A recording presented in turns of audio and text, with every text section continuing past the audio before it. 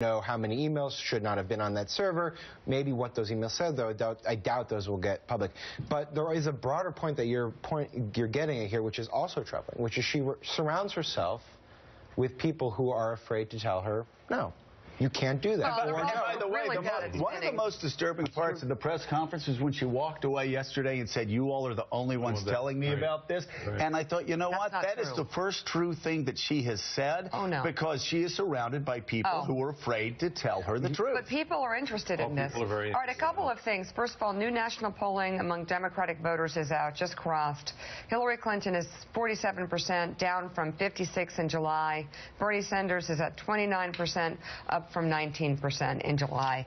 And just to your point here, and I want to get to Michael Steele, Clinton's campaign has previously acknowledged that there was an attempt to wipe the server before it was turned over last week to the FBI, which is kind of disturbing. And something that she would not say yesterday when asked repeatedly. Right. Sources tell NBC News that despite claims the server was purged, FBI investigators believe they can retrieve some of it. She maintains she neither sent nor received emails with information marked classified. Which, by the way, then she says, irrelevant. This happens all the time. I'm going to read this, and then it's all yours, all right? Because I can't help them. The Daily Mail reports the company that operated Clinton's server kept its servers in the bathroom, as you mentioned, in bathroom closets. Former employees call Platte River Networks a mom-and-pop shop and tell the website the company worked out of a loft apartment in Denver. Some servers there were apparently stored in a small bathroom closet on site. And that Secretary of State. Yeah, in the age of Putin and in the age of North Korean hackers and the age of Chinese hackers, Michael Steele. That's where America's secrets. So my cousin Vinny got a little setup down over here. We can hook up your email needs. Are fortresses, you know. Come on, have you seen modern architecture, Joe? It's safe. It's on the 12th floor of my condo. Can I just say, you should see Donald Trump's bathroom. I'm the greatest bathroom ever. I'm sure. Huge. This is what it means. But anyway, this is between now and this time next year. You're going to have a federal investigation that is going to be ongoing, and is going to be, and I think the administration is going to, you're going to see a drip, drip, drip of information from that. But then you're going to have Trey Gowdy and the Benghazi investigation this fall, in which the chairman says, look, I only need to see her once, but we're going to make it a marathon. And so now you've got to... Hey, Michael, we're both Republicans. They should stay out of the way. They should ask the question. And stay out of the way. Because Hillary's doing great tripping over herself. They should keep their head down and ask her just for the facts. Absolutely. And tell every member on the committee, if you want to make a speech, go home to your district and the Rotary Club and make the speech. It's not going to be at this And I think that's the approach that Gowdy's going to take, because he recognizes right now... But it's not just Trey Gowdy on the committee. There's like 5 or 6 of them. That's why they got to limit it. Here's the thing. Keep in mind, right after Benghazi, the problem with the Benghazi story was those Republicans so anxious to jump on Hillary Clinton made it a political issue, as opposed to a substantive story about foreign policy and a process within the administration. They cannot afford, given how much Hillary has done damage to herself, to take her off the hook by demagoguing on the issue. Let her talk. Set back. Joe's right. Ask the smart question and just reel her in, because that's the only way to show anything else, and she's going to slip up. I want to end with a couple guys that can add perspective here with Ron and Gene. I was talking to somebody. You're too young. You were reading Maxim in your bathroom when a lot of this was happening, in your fortress bathroom. So anyway, a guy said that he'd been covering national politics. So it's going there. You're the one talking about fortress bathrooms. So I talked to a guy yesterday who everybody knows in the national press. He said, I've been covering politics for 30 years. I've seen everything. And he said, since Robert Bork, every dust-up, every scandal has been partisan.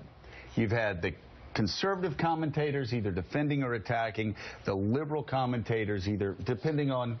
He said, this is the first dust-up, first controversy, first scandal where I've seen among elite leaders in the media and politics disgust across the board. They said it is this, other than the Clinton campaign. He said, get them off camera, and everybody's shaking their head. Everybody, regardless of their ideology, saying this is really serious, and it's really, really bad. I haven't seen a time since impeachment when Democrats defended the president that he should not have been impeached and should be able to finish his term, but Democrats were disgusted by the behavior in '98. And that's what you're getting now. I'm talking to people inside Hillary Clinton world, inside Bill Clinton world, and all the circles around the Clintons who are upset by this. And there's two big questions they're having. One, Sam touched on, and we rolled over it to talk about his bathroom, and that is the idea of having yes people around her. What kind of president would she be if she has people around her who aren't willing to say, you know, what you're saying about the server is wrong. You can't do that. Or don't have the guts to tell her, don't do this with the server. So what kind of president is she going to be if she's that insulated from the truth, if she only wants those kind of people around her? And then secondly, the credibility. You know, Democrats can see that she's not telling the truth. Democrats can see that the campaign is lying to them, and that makes them wonder about... Everybody knows, Gene, and that's the thing. Right. Everybody knows she's not telling the truth, including people on her campaign, and yet she keeps doing it. It is a painful, painful thing to watch. Right. Well, I think the calculation, such as it is, must be tough it out, tough it out, tough it out. People will eventually lose interest. It will eventually go away.